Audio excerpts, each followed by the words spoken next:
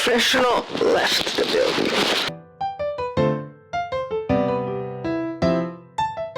She's more professional now. I got new mics. I got a vlogging camera. She is dedicated this year. But let's stop rambling and talk about why we have gathered here today. We have gathered here today because I asked you guys on Instagram, what should we film for this Sunday's video? And you guys said tier ranking of all my 5-star reads. And that's what we're gonna do. You guys chose. This is you. Of course, I went to my Fable account and I was like, okay, let's see what's in there, because this summer child, like 2 years ago, she would have rated everything a 5-star. But to my surprise, I did not have that many 5 stars, and I took into account also everything that's over 4.5, because it's like rounding up, you know.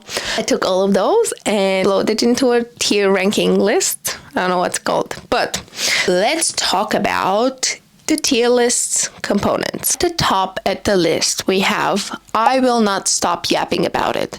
So these are the books that literally morphed my brain chemistry, changed me forever for who I am, made me the person who I am today, and I will forever yap about it and recommend it to everyone. And they're just like perfection. They have perfect plot, perfect vibes, perfect everything. Second, we have Perfect Book. This is just like a perfect book with perfect plot, no plot holes, nothing bad about it. It's just not something that I will forever be obsessed with. And then we have Stands the Test of Time. This is a great book. This is maybe like an older book, but still stands the test of time. And I'm meaning like something like, maybe like a Harry Potter book, like a great book that maybe you like rated it a long time ago. It's still a great book. She's doing great, given that so many books are being published daily, you know what I mean? She's trying, but she's still a 5-star, okay? Fourth category, we have Are You Lost, Baby Girl? This is for the books that I rated them a 5-star, but I don't even remember reading.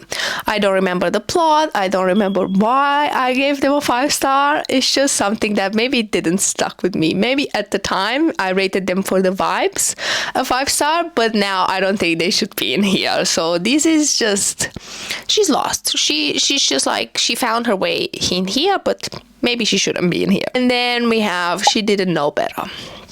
This is my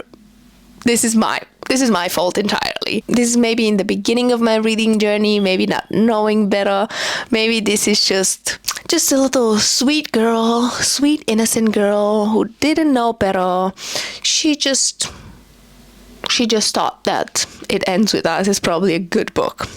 But these are my 5 categories, and we have a few books. We do have a few gems and maybe a few fails, but let's get into it. We're starting off strong with The Cruel Prince, and I feel like I'm gonna get so much hate about this, but I'm gonna put it in Are You Lost, Baby Girl, because I don't remember anything about it. Honestly, I haven't read anything else in this series. Like, I haven't read the next book. I know that people are obsessed with it and swear by this series. I can't name one thing about this book that I know.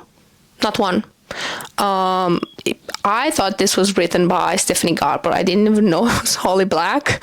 So this says a lot about this book, but I am willing to go back and read this one because I know a lot of people swear by it, and just give it another chance. Just let me know in the comments if I should do that. We have Before the Coffee Gets Cold. This holds a special place in my heart. I love Japanese literature. If you know me, you know that. But this will have to go here. I will not stop yapping about this and this whole series. The author put crack in it. It's a very cozy story, but there's like some dark elements to it. You learn a lot about people and their like inner desires, and how, I don't know, maybe sometimes what you want is not exactly what you should wish for. So it's about this cafe shop where if you go there, you can kind of travel back in time, but there's like a lot of rules coming with the traveling, and it's just a little bit eerie, a little bit cozy. I feel like it has a lot of everything, and they're very short books, so I feel like everyone could enjoy them. So I will not stop yapping about this. These are just so close to my soul. I read them a long time ago and I still remember everything about them, and I still buy every single one that comes out. I think these are just chef's kiss. I have grouped the series together and we have the Hunger Games series. So I was not a big reader as a child or as a teenager, but I did become a huge reader now as an adult, and I had to read the Hunger Games. I actually read them last year. I haven't even watched the movies before reading these. I only watched the first Hunger Game movie and that's it. So I was a little bit behind. So last year I took these and read them. They're young adult, and even like reading them as an adult, they hit so much. I love them so much. Every time after I read the book, I watched the movie, and I feel like this is a series where the movies did justice to the book. Like, I liked it a lot, and I have different opinions about all the books, but they were all 5 stars for me. But I feel like they have different opinions. So we have the Hunger Games, and I think it stands the test of time. Probably close to a perfect book. It is close to a perfect book, but I feel like after so many years of being published, reading it now, I feel like it stands the test of time, definitely. But it's a different story with Catching Fire, because Catching Fire is just... I will not stop yapping about it. Catching Fire is such a perfect book.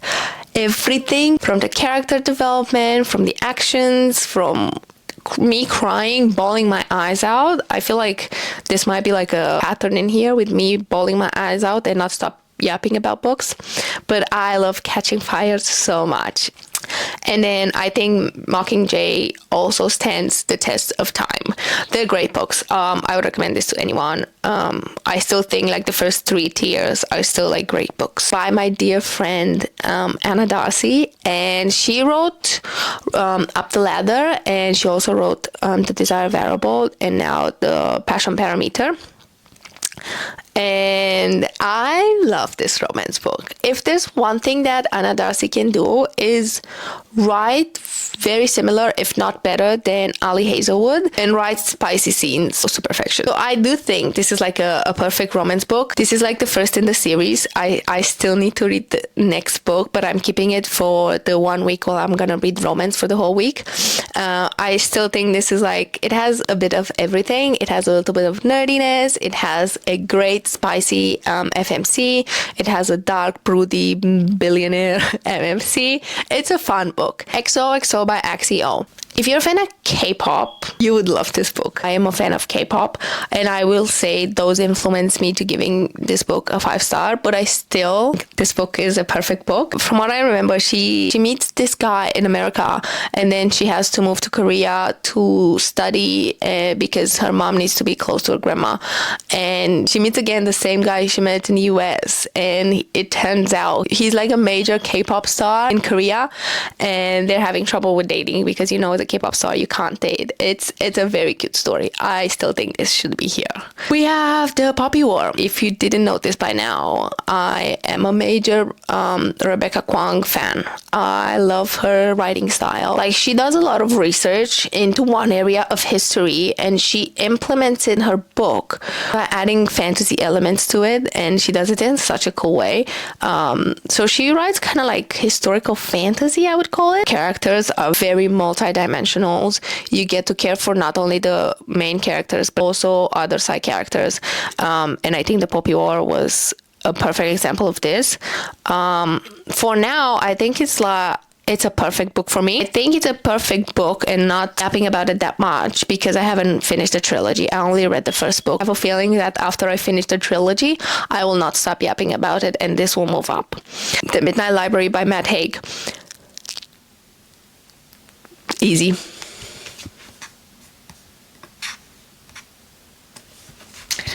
No, because I read this, it's like, I think this is one of the first 10 books I've read after starting my reading journey again, and I still recommend it to people. I still talk about it. I still think about it to this day, this girl, she gets to relive all the possibilities of her life if she made different choices, and she can see all the different outcomes of her life. And it's such an interesting take because she hated her life before, but after seeing all the possibilities and she was yearning for, she was like, I wish I did that and I wish I'd made that choice. After seeing all of the other possibilities, she ended up loving her current life. I think it's such a good book. I think everyone should read this, and I think I will not stop yapping about it. Next, we have The Do-Over by Lynn Painter. I love Lynn Painters. Every time they end up being the perfect like romantic comedy book. I think the Do-Over is about a girl in high school, and she relives Valentine's Day over and over again after being broken up on Valentine's Day, I think, by her boyfriend. And I think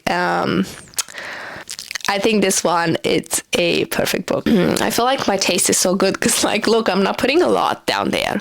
Next, we have Aristotle and Dante Discover the Secrets of the Universe. This is a coming-of-age LGBTQ story, and I cried so much. And I love Ari and Dante. They're so cute, and they're going through a lot.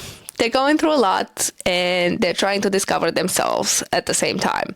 So I read this again a long time ago. I wish I would yap more about this. I'm not yapping as much as I should.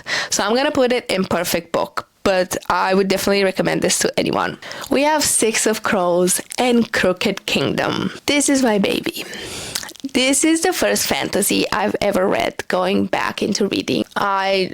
She is my baby. She is perfection. I will not forgive you if you talk smack about it. You will not be my friend anymore. And this is just Hunger Game meets Ocean's 11. Like, they have this crazy mission quest. They assemble a team of like bad people to do it, but everyone's so unique. All the sub-romance and subplots and the second characters who you care for so much. But yeah, I will never stop talking about this forever and ever. A Court of Thorns and Roses. I feel like you people are gonna hate me for this. So I think Alcott goes to stand test of time because I still think it's a great fantasy story, and I still think it was a little bit ahead of its time. The only reason maybe I would not put it there anymore is because a lot of the stories are like this nowadays, but I don't think it's its fault. I think just Phase were like a big hit and everyone started writing about it, but I think Alcott stands the test of time. Now, A Court of Silver Flames is a different story. No, because this book, Nesta is just a spoiled brat. She doesn't have a lot going on for herself, and I think if I read it now, I would be so annoyed by her behavior. I get what she was trying to do, like she was trying to evolve her and make her blah blah blah, and distorch her character, but I think it's just bad. And I also think of the spicy scenes, and I'm just like, and a lot of people are gonna be like, you don't understand Nesta. I understand her. I just think she's not a good character. And I think her book was also way too fucking long. Rivalry of Hearts is a cozy fantasy, and it's a very cute one. Is it the best cozy fantasy out there? I don't think so. I think this was my first cozy fantasy, and I think I didn't know a lot about it. I think now would be like a 3.5 or 4 star. Still a good book, but I think I just didn't know better. This Song of Achilles. Listen, I will foam at the mouth if I hear anyone saying that this is a bad book. I will talk smack smack about you if you say this book is bad. No, I won't. This is an LGBTQ romance story, and it's inspired by Greek mythology, of course. Madeline Miller is a great writer. She writes great books. She also writes Circe, which is such a great book as well. But this is definitely a book that I will not stop yapping about it for the rest of my life. Everyone who I meet who's a reader or not a reader, or they're trying to get into reading, this is like one of the first books that I will recommend. It will break you. It broke me. I was ugly crying. I was sobbing, but so confident about that. I think I have... Loved Theoretically by Ali Hazelwood was my first Ali Hazelwood book, and honestly it might be the best one that I've read so far. I still think it's a great romance book, and I love the plot of it. I think this stands the test of time. Better than a movie, badly painter.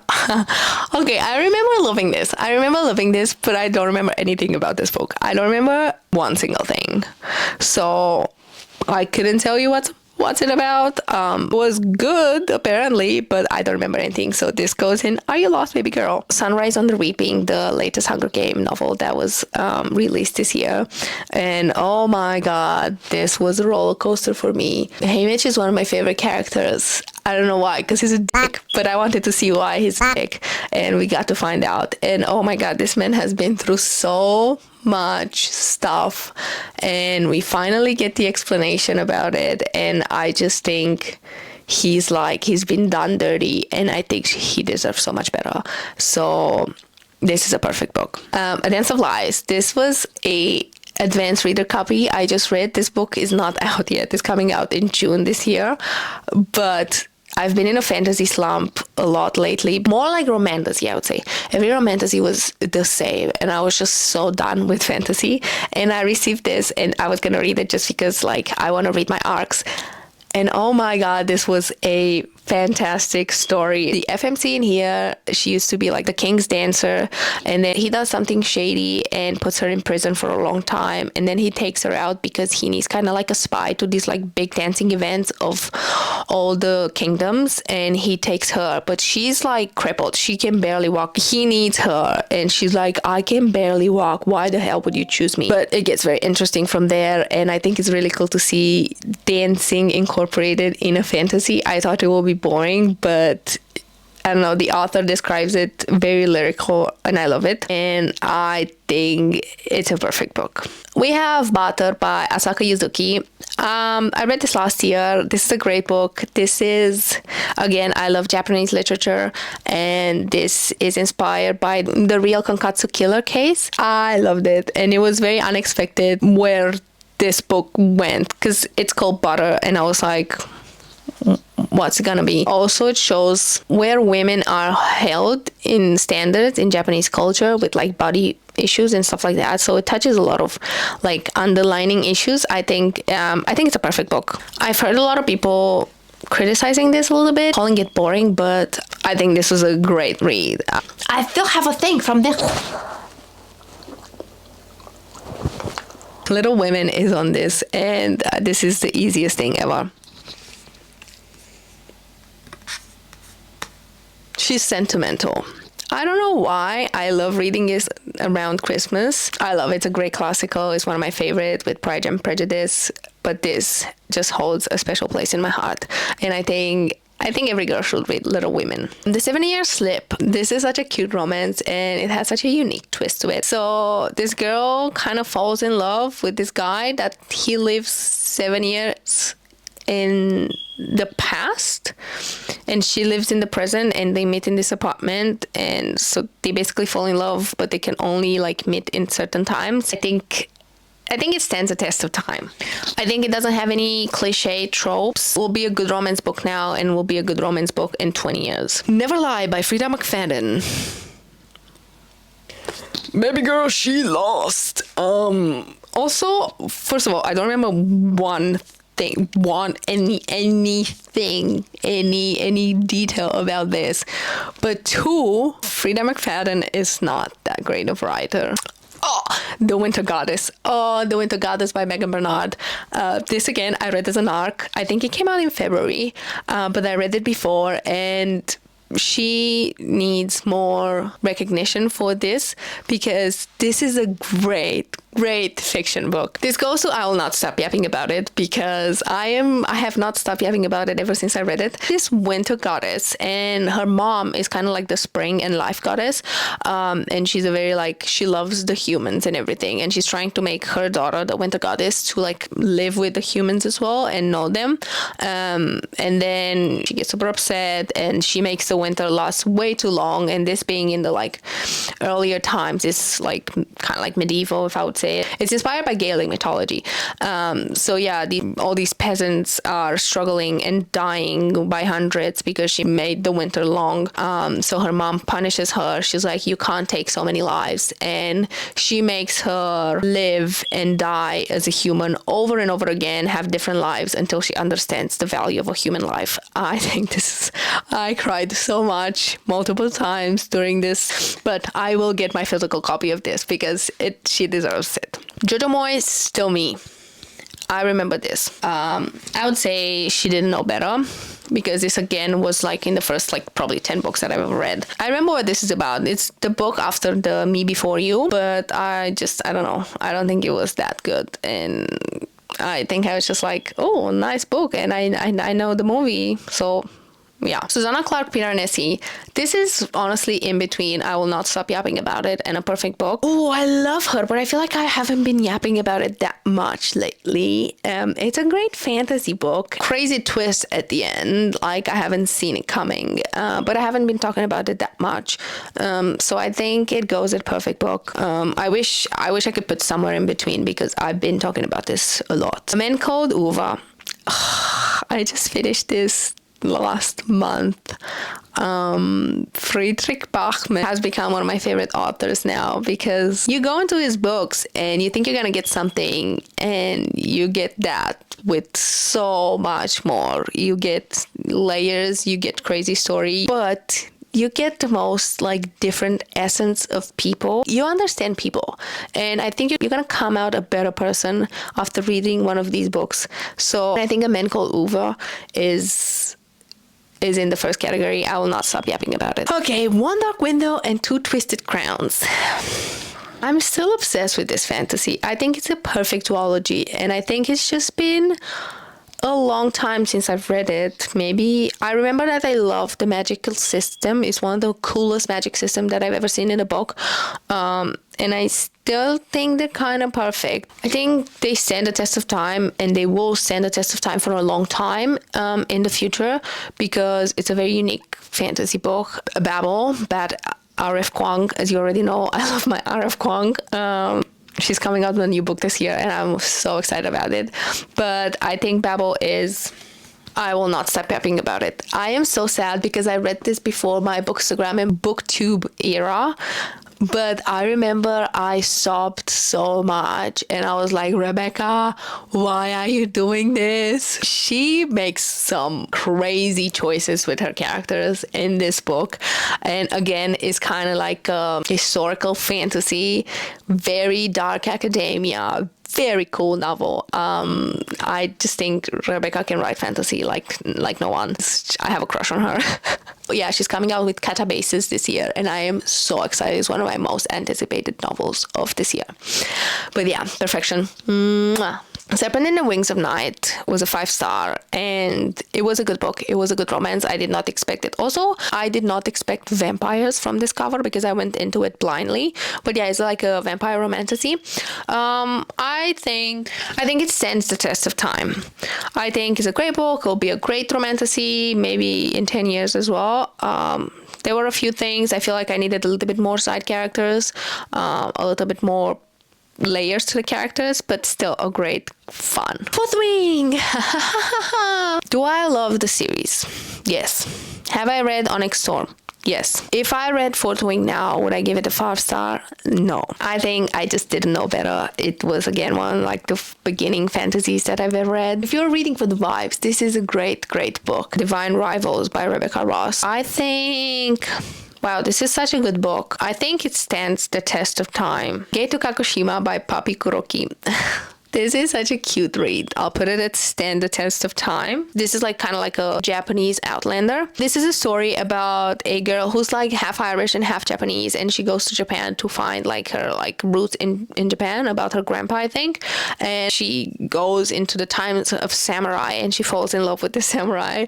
And it's like so romantic, and it ends up being so sad at the end. Could have had like so much more layers, yeah, but it's a very short book, and I think the author did the best with what she had. I think you're just getting Outlander without having to read thousands and thousands of pages. Anxious people. This is my first Fredrik Backman, and I loved it just because I deal with anxiety, I deal with depression, and I deal with negative thoughts. So I think this is a perfect book. The Housemaid by Frida McFadden. She going and she didn't know better, baby girl, because I did not know better. Also, I am learning that I don't think mystery thrillers are my genre. I am more of a fiction fantasy girl. I don't know. It's a good book. It has a great twist. It's gonna be made into a movie. I don't think it's a bad book. I just don't think it's a 5-star in my standards now. Love Light Farms by B.K. Borison. Christmas romance book. And I think I just rated this based on vibes and based on the fact that I read it around Christmas, and I was just like Christmas spirit, and I was feeling generous. So I think she didn't know better. Fredrik Backman, Beartown. This is a perfect book. These people in Beartown, centered about hockey, but like it's more about like misogynism. This girl gets R-word by the player in the hockey team, like the star player in the hockey team. And don't get me wrong, this is like a very, very small town, so the hockey is all they have. So a lot of people are like starting to be like, she's a liar, she didn't do it, just because they want the player to play and take them far in their hockey career. It's sad. And I'm reading the next book, Us Against You, and I'm like, it's so much more sadder, and I'm like, how much more can these people of this town endure? It's a good book. It's a sad book, but as you can see, I love sad books. So yeah. Anyways, When the Moon Hatched. The more I think about this book, the more I love it, and I think it's a perfect book. Sorry to tell you this, but it's a more elevated four-wing. Accord is cruel and lovely. I don't remember shit about this thing. So she lost. She definitely lost. I remember I read even the next book in this series. I remember loving it at the time, and I remember I did a video on Bookstagram about it, because I was like, if this gives like Alcott vibes, but that's the thing. Everything that gives Alcott vibes now, I'm like, I want something new. I want something fresh. But I don't remember anything about this. So she goes there. Love Redesign by Lauren Asher. I think I didn't know better. Gifted and Talented by Olivia Blake. I just read this last month. And it stands the test of time. I think it was a little bit long for the whole idea of the book. These siblings are very different, very quirky, but all three of them are a mess. And you just get to see and learn a lot about them and their backstories and the relationships. It's very, very funny. Manacled. My biggest obsession in life is Manacled. I'm actually planning on getting a tattoo while I'm in Belgium here for Manacled. So this is my top favorite book of all time. I will not stop. I'll put it first here, because I will not stop yapping about this book, and I will talk about it to people who are readers, who are not readers. I will always ask people, do you like Harry Potter? And then I'll stop yapping about this book, because this book, it's so good. I don't know if you guys know, but Manacled is being traditionally published this year and is coming out this September as Alchemized by SenLinYu. And I've been like aggressively messaging and emailing so many publications trying to get an arc of this book, and no one gives an arc of this book because it's so popular, and they're like, this book is so popular that we're not sending arcs. And I'm like, give it to me. If you guys know of someone sending arcs for this book, please send it my way, because I will be so sad if I'm not getting to read about this before. Powerless. She did not know better. She did not know better. This was, again, I read this like right after reading Alcott. I haven't read The Hunger Games at the time, so that should tell you something. I loved Powerful. Reckless is a joke of a book. I'm sorry. Caravel by Stephanie Garber, I think, stands the test of time. Because it's a very unique, like, now I was gonna put it in She Didn't Know Better, but now I think about it, and it's such a unique book crazy carnival, and the magic is so interesting, and there's so many like elements that if you get to imagine them, it's like so good. It's like so good for your imagination. I will say that. It's a very, very fun book, and I think it stands the 5-star. The House in the Cerulean Sea by Teji Klune. This holds a special place in my heart. It's again like a LGBTQ story, but it's a very, very sweet one. I think this is a perfect book. Okay, let's hurry this up because I feel like I've been filming for a long time. Twisted Games by Anna Huang. She know better. She did not know better. If I would read this now, I would cringe so bad, I feel like. I don't know, that's all I have to say. And it only gets worse because I read Twisted Love and I was like, what is this? The Prison Healer by Lynette Noni. I think it stands the test of time. We finally get a female male character that she's not perfect and she doesn't train for a day and she's strong and she does need the help of the people around her to survive. And she does fail a lot. So I think this was very refreshing to see in a fantasy where like the female girl character is always like this hourglass shaped girl and super strong and can beat 5 guys at the same time. The first book in the Crescent City series, The House of Earth and Blood by Sarah J. Maas. This might be an unpopular opinion. I think this is Sarah's best book. Mind you, I haven't read the last 2 books in the Throne of Glass series, but because I know a lot of people are like Tower of Dawn and Kingdom of Ash are crazy. I think I will not stop yapping about it because for a long time this was like favorite book of all time. Do I think the series holds the same spot? No. House of Flame and Shadow for me is a joke, so I feel so sad that she kind of butchered the series so bad because I think the first book was really, really good, very high fantasy, and like you don't only care about the female character, you care about the male character, you care about the best friend, you care about the relationship with the best friend, you care about Leigh, you care about so many people, and I think she did such a great job of like putting layers to characters, and I think it just went downhill from here. So yeah, I'm quite proud of this final rating. I think I did a pretty good job, and I did not expect to have so many high rated books because when I saw someone do this challenge, I was like, I'm not gonna have enough books to rate. I was gonna get the 4 and the 5 stars, but then I went into my Fable and I was like, this is a lot. But yeah, let me know if you guys enjoyed this video and if I should do more videos like this, and make sure to like this video and subscribe to my channel, and I'm forever grateful for you. Bye.